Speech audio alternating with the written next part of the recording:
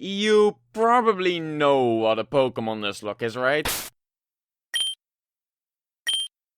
Well, since this is Pokemon, I'll be explaining it anyway. A Pokemon Nuzlocke is where you play through a Pokemon game like you normally would, only if your Pokemon faints, it dies and you're not allowed to use it anymore, and you can also only catch the first Pokemon you encounter on each route. By playing with these two rules, you basically have a limited amount of Pokemon and are actually able to lose a Pokemon game, making it a lot more challenging. I always thought it looked like a lot of fun, so I tried one myself this year. However, I wanted to make it even more spicy.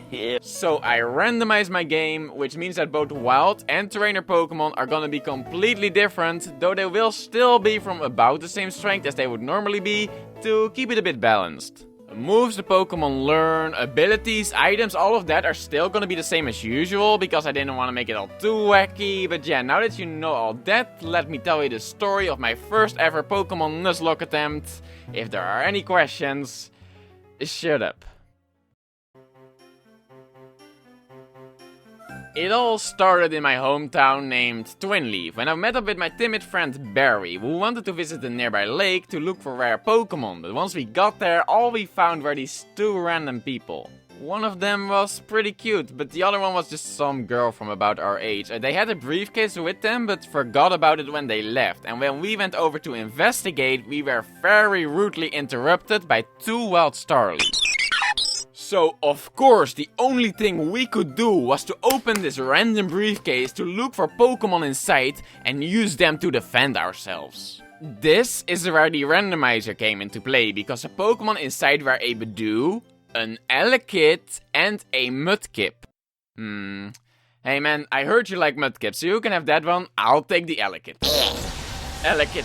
I know you are not really my Pokemon just yet, but I can already tell that if you join me in my lifelong adventure throughout the region that we call Sinnoh, we will become the most powerful duo of all time.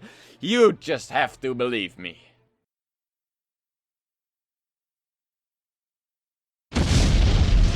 After an epic battle, we run back into the owners of the briefcase and they're like, "Did you use our Pokemon?" "Yes." "Well, that's okay, you can keep them." And so our journey began. And also your name is now Denki.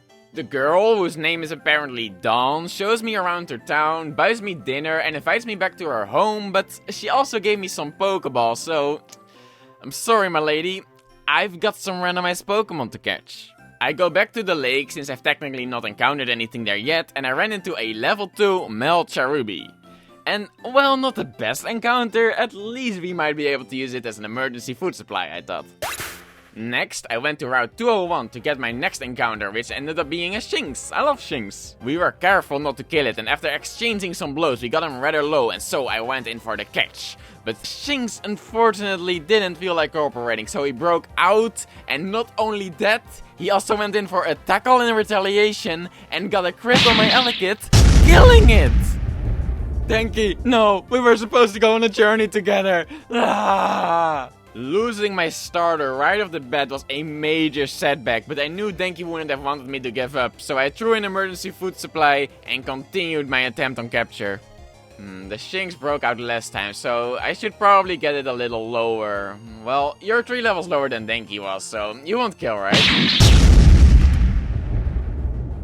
Wait, what happened? Cherubi did not take his friends that lightly, so now he got a crit on the Shinx. Why does everything crit at the worst possible moment? I'm now stuck with this level 2 Cherubi who only knows tackle attack. How am I gonna do anything? Nah. Luckily, there was one more route I could go to try and capture something, and I ended up finding a Nincada who was a lot nicer to us than the Shinx was.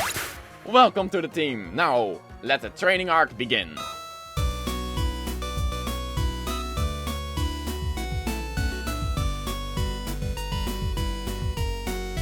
After training for 25 minutes, we felt ready to take on the world, starting with this kid over here. Random Trainer 1 had a Bidoof, and despite being a higher level, Cherubi still wasn't able to take it out himself. This is starting great. After struggling with some of the weakest trainers in the whole game, we had access to more areas again, and so I got a Chingling on Route 204 and a Hoppip in Ravage Path. The Hoppip, however, only had access to Splash and Synthesis, so I decided to box her and have a team of 3 instead. It'll be fine. Now, Training Arc Part 2.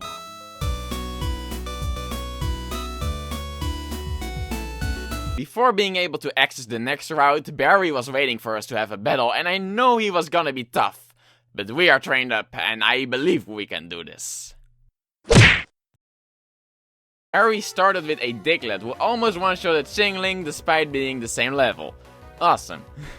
Emergency Food Supply was able to take down the Diglett though, and soon Barry threw out his starter. Oh look at Mister, I didn't have my starter Pokemon killed yet. Like, you don't have to rub it in. I was afraid he'd have a water move, so Nincada had to sit this one out, and so I decided to stay in with Cherubi, who still didn't have a grass type move. But after an epic tackle battle, we were able to bring the Mudkip down to 1 HP. Ah, you're the best emergency food supply ever. Now, finish him off! Mudkip ended up getting a crit on 1 HP and killed my Cherubi. Once again, why does everything crit at the worst possible moment? Ah, why did you have to do that? I was still planning on eating it. Nincada finished the job, and after a tearful goodbye, I went back to Route 203 to catch something. Since I was now stuck with only 2 Pokemon, one of which not being very useful, I knew I couldn't mess this one up. And so I messed it up.